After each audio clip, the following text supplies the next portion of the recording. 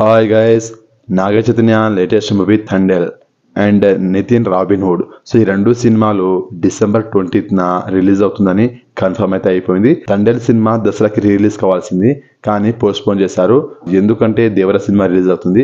So దేవర cinema release అవుతుందని post phone చేశారా, లేకపోతే షూటింగ్ ఇంకా కంప్లీట్ కావడానికి ఇంకా టైం పడుతుందని పోస్ట్ పోన్ చేశారనేది తెలియదు.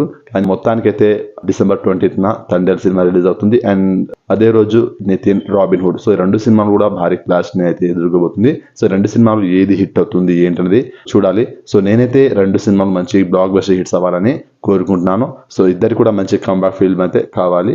ఎందుకంటే నాగ చైతన్య రీసెంట్ గా కస్టడీ మూవీ అండ్ దానికంటే ముందు థ్యాంక్ ఈ రెండు సినిమాలు బ్యాక్ టు బ్యాక్ డిజాస్టర్స్ అయితే కొట్టాడు. ఇప్పుడు నాగ చైతన్యకి ఒక బ్లాక్ బస్టర్ ఫిల్మ్ అయితే అవసరం.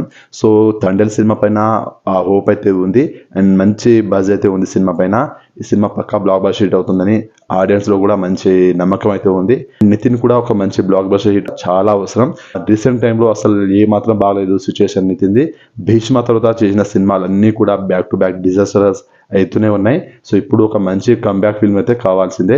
సో రాబిన్హుడ్ తో మంచి బ్లాక్ బస్టర్ హిట్ కొట్టాలని కోరుకున్నాం. సో ఈ రెండు సినిమాలు కూడా ఒకే రోజు రిలీజ్ అవుతుంది డిసెంబర్ 20th.